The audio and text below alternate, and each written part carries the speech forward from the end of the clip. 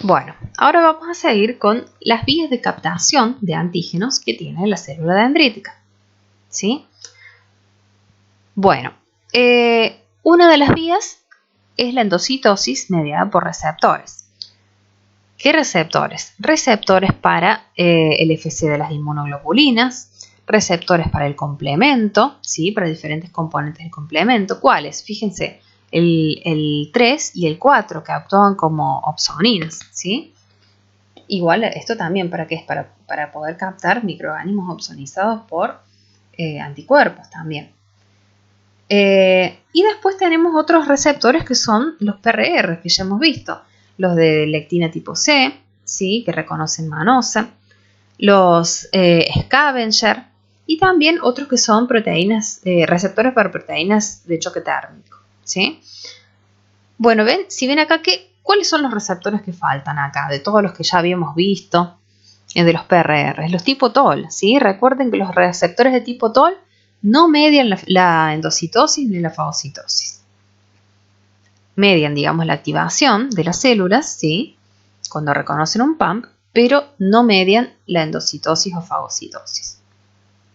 Bueno, otro de los mecanismos que tienen para captar antígenos es la macropinocitosis. Esta no involucra receptores. Directamente la célula emite como estas prolongaciones y los engloba líquido del medio. La célula dendrítica está continuamente como muestreando líquido de digamos, el espacio extracelular en busca de antígenos solubles. Siempre está viendo a ver qué puede llegar a procesar y presentar. Puede endocitar grandes volúmenes de líquido, ¿sí? Y los macrófagos también tienen esta función, pero no la tienen constitutivamente. En cambio, la célula dendrítica la hace siempre. El macrófago también puede hacer la endocitosis mediada por receptores, ¿sí? Y acá tenemos un gráfico donde se encuentran ambas. ¿Ven? Acá no hay receptores involucrados y acá sí. Acá, por ejemplo, este está endocitando un microorganismo que está opsonizado con anticuerpos. ¿Ven? Y tienen los receptores para el FC, lo que le permiten, digamos, adherirse a este microorganismo opsonizado y luego endocitarlo. Bueno, y una vez que ya tienen el antígeno adentro, ¿qué va a pasar? Tiene que procesarlo, ¿sí? Y después tiene que, de alguna forma, ensamblarlo a una molécula del CMH para poder presentarlo en su superficie. Entonces, según el antígeno se encuentre o provenga, mejor dicho, del interior o del exterior de la célula, existen dos vías de procesamiento. La vía endógena o biosintética, que se da cuando el antígeno o la proteína antigénica, ¿sí? Por ejemplo, una proteína viral, el virus se mete solo dentro de la célula, la infecta y una vez que está adentro empieza a replicarse. Entonces va a haber alta cantidad de proteínas virales produciéndose en el citoplasma de esta célula. Entonces, estas proteínas virales son ingresadas a una organela que se llama proteasoma, donde se rompe en pequeños péptidos y después estos péptidos pasan, ¿sí?, al retículo endoplasmático, se ensamblan ahí con la molécula SMH y luego se presentan en la superficie. ¿A quién? A el linfocito T citotóxico, CD8, en una molécula de SMH de tipo 1. En cambio, cuando el microorganismo es endocitado, o sea, viene desde afuera, lo capta por uno de estos mecanismos que dijimos anteriormente, la vía de procesamiento se llama vía exógena o endocítica, porque el microorganismo debe ser endocitado, y es diferente, ¿sí? Ya vamos a explicar bien cómo es, pero lo que ocurre es que después se ensambla en una molécula de CMH de tipo 2 y se le presenta ahora a los linfocitos T CD4 positivos, los helper o cooperadores. Bueno, ahora vamos a ver mejor cómo es la vía endógena de procesamiento, ¿sí? Dijimos que empezaba con un antígeno proteico que ya se encuentra en el citoplasma, como por ejemplo cuando tenemos un virus o un microorganismo intracelular, ¿sí? Los antígenos se encuentran en el citoplasma, son marcados por una proteína que se llama ubiquitina, no sale ubiquitina, lo que le indica que tiene que entrar en esta organela llamada proteasoma. Esta organela lo que hace es romper la proteína en diferentes péptidos antigénicos que van a entrar al retículo endoplasmático a través de esta puerta de entrada. Son las proteínas TAP1 y TAP2, que son, ¿se acuerdan? Las habíamos nombrado cuando dijimos que eran moléculas del CMH de tipo 2 no clásicas. Bueno, son estas, ¿sí? Es como la puerta de entrada por donde entran los péptidos, los péptidos que provienen acá del proteasoma, entran al retículo endoplasmático. Bueno, entonces una vez que están adentro, ¿con quién se van a ensamblar? Con las moléculas del CMH de tipo 1, que se están produciendo acá mismo en el retículo. Se encaja el péptido en el surco ese con los bolsillos que habíamos dicho que tenían, y luego esto sale en una vesícula que se va a fusionar con la membrana plasmática de la célula, y ahí va a poder, digamos, expresarse en el exterior de la célula, donde va a presentar este péptido en una molécula del CMH1 al linfocito T CD8. Bueno, ¿y la vía exógena cómo es? Dijimos que también se llamaba exógena o endocítica, porque el péptido, quise decir el antígeno, viene desde afuera, ¿sí? Y es endocitado por alguno de los mecanismos que ya vimos, y en este endosoma es destruido, mejor dicho, es roto en pequeños péptidos, ¿sí? Cuando este endosoma se une con el lisosoma, que posee enzimas líticas que rompen a este antígeno. Los péptidos provenientes, digamos, de la parte proteica de este microorganismo, acá, bueno, está dibujada una proteína, ¿sí? Pero bueno, podría ser una bacteria entera que se rompe en diferentes componentes. La parte peptídica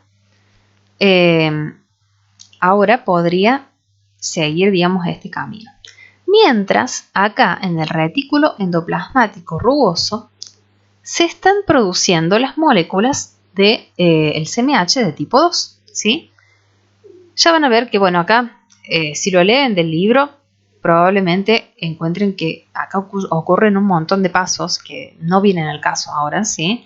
Hay proteínas chaperonas que ayudan, digamos, al ensamblaje de esta molécula. Está esta cadena invariante Li que se le une en el lugar donde va el péptido para que se mantengan unidas las dos cadenas alfa y beta y no se me desarme la molécula del CMH. Después, estas moléculas pasan hacia el aparato de Golgi, donde sale de ahí una vesícula, ¿sí? De donde tiene la molécula del CMH de tipo 2 unida a esta cadena Li para mantener la estructura estable, y esta se une después con una vesícula que sale de este endosoma, ¿sí? Entonces, mejor dicho, a este endosoma se le une esa vesícula y se forma esta estructura, donde ahí ya entran en contacto los péptidos con la molécula del CMH de tipo 2. Y con la ayuda de una molécula esta que se llama HLA-DM, ¿ven? HLA es el CMH en los humanos.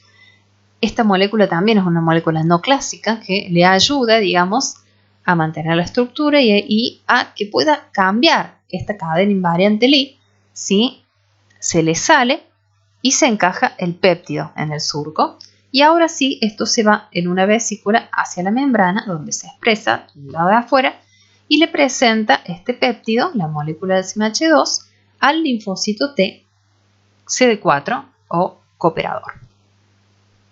Bueno, acá vemos con un poco más de detalle cómo es esto del ensamblaje del péptido a la molécula del CMH.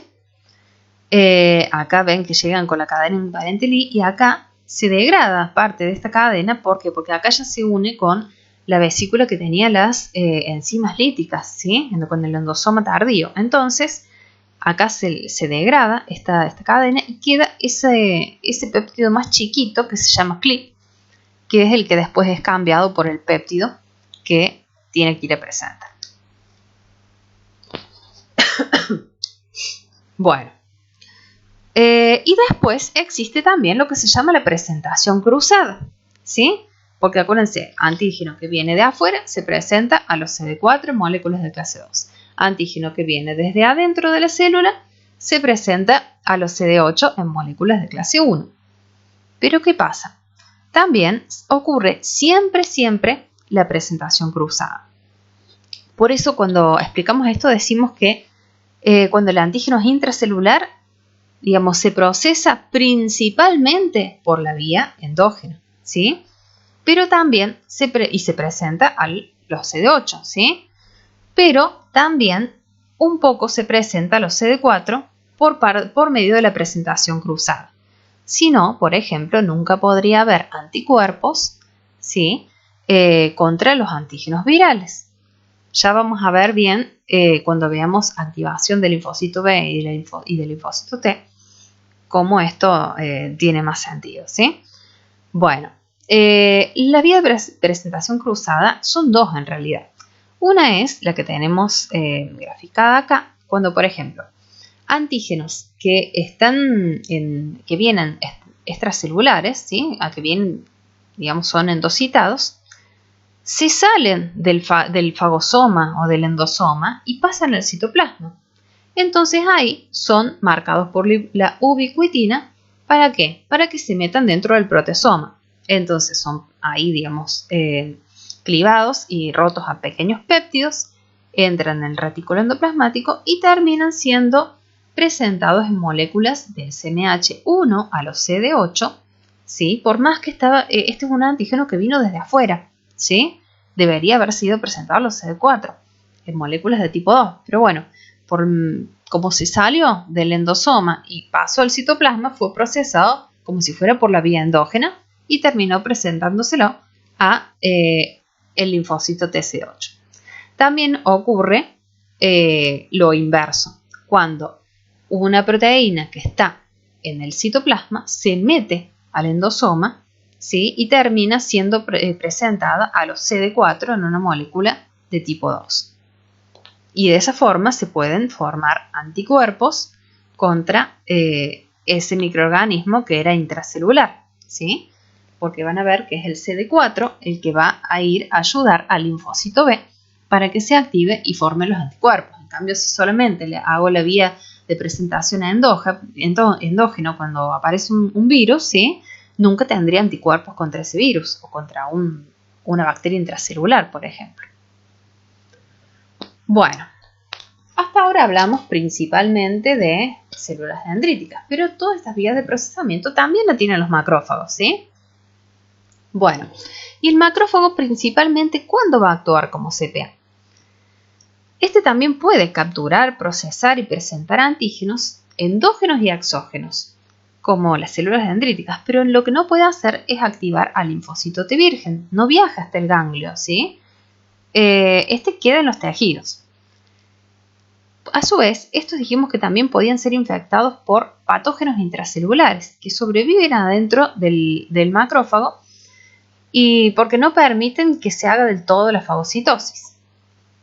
Entonces, el macrófago principalmente va a presentarle antígenos a los linfocitos T efectores, o sea que ya fueron activados por una célula dendrítica que llegan al tejido infectado, ¿sí? Principalmente a los linfocitos T CD4 del perfil TH1, que van a activar al macrófago para destruir al patógeno, o sea, le van a producir interferón gamma, que va a ayudar a este macrófago a que pueda terminar la fagocitosis, como ya lo habíamos visto este mecanismo. Bueno, y también pueden presentarle a los linfocitos T, digamos, de otros perfiles, que lo que harían en ese momento sería también secretar las otras citoquinas necesarias para la respuesta inmune. Bueno, ¿y los linfocitos cómo actúan como CPA? También pueden capturar antígeno, como dijimos, de forma nativa por su BCR, lo internalizan, lo procesan y lo presentan por la vía, lo procesan por la vía exógena y lo presentan en moléculas del CMH tipo 2 al linfocito T CD4, pero ¿a cuál? Al que se llama linfocito T helper folicular, que es el que le ayuda a activarse y producir los anticuerpos. Esta presentación es necesaria para que se active totalmente el linfocito B cuando el antígeno esté dependiente, ¿sí? Esto se llama así a los antígenos que digamos que para que se generen anticuerpos contra ellos se necesita sí o sí de esta interacción entre el linfocito B y el T, porque vamos a ver que hay otros que no lo necesitan, ¿sí? Y los que sí lo necesitan son los antígenos, son un antígeno proteico. Cuando es, por ejemplo, un lipopolisacárido, no, vamos a ver que los linfocitos B de la zona marginal del vaso se activan solos, digamos, y hacen anticuerpos contra esos tipos de antígenos glucídicos, ¿sí? No son proteicos, sin la ayuda del linfocito T. Bueno, entonces la interacción entre el linfocito T helper folicular y el linfocito B resulta en la activación del linfocito B y proliferación, diferenciación a células plasmáticas productoras de anticuerpos específicos para el antígeno, ¿sí? Es la respuesta inmunohumoral, y también esto es necesario para la generación de memoria inmunológica. Por un lado, entonces se van a producir anticuerpos, ¿sí? O sea, células plasmáticas que produzcan anticuerpos, y otra parte de esos linfocitos B activados van a quedar como linfocito B, no se van a transformar en célula plasmática, sino que van a quedar como linfocitos B de memoria, que van a quedar listos para activarse si ese antígeno vuelve a ingresar en otro momento de la vida del animal. Bueno, por último, vamos a nombrar nomás cómo es la presentación de antígenos lipídicos, ¿sí? Se presentan en una molécula que se llama CD1, que era una molécula que habíamos dicho era análoga a las moléculas del CMH de tipo 1. Tiene la misma forma, ¿ven? Acá tenemos la molécula de tipo 1 clásica y tenemos el CD1 que también tiene una cadena alfa con 3 dominios, 1, 2 y 3, y unido también de forma no covalente a una cadena más chica, beta 2 microglobulina. Perdón. Estas moléculas le presentan estos antígenos lipídicos a las células NKT y a los linfocitos T gamma delta. Ya vamos a ver en otra clase quiénes son estas células, ¿sí? Son como diferentes tipos de linfocitos especiales, no son ni los CD4 ni los CD8, ¿sí? Y bueno, y esta molécula CD1 tiene, en vez del bolsillo típico que tienen las otras moléculas del CMH de clase 1 y 2, tienen un bolsillo que tiene como unos espacios para las colas, unas regiones hidrofóbicas, ¿sí? Donde pasan, digamos, donde se unen ahí las colas hidrofóbicas de los antígenos lipídicos. Bueno, la presentación de antígenos lipídicos es muy importante en la defensa contra las micobacterias. Y bueno, hasta acá llegamos con este tema. Pueden ver estos videos, ¿sí? Que le pueden a lo mejor aclarar algunas dudas. Si no, nos pueden consultar lo que quieran por el CIAL y por el Instagram. Y bueno, los libros, este tema está muy bien explicado en todos los libros, ¿sí? Así que pueden leerlo de los libros que le hemos subido, de los que tengan, de lo que consigan por internet, ¿sí? Este tema es bastante... está explicado en todos lados. Bueno, nos vemos en el próximo teórico.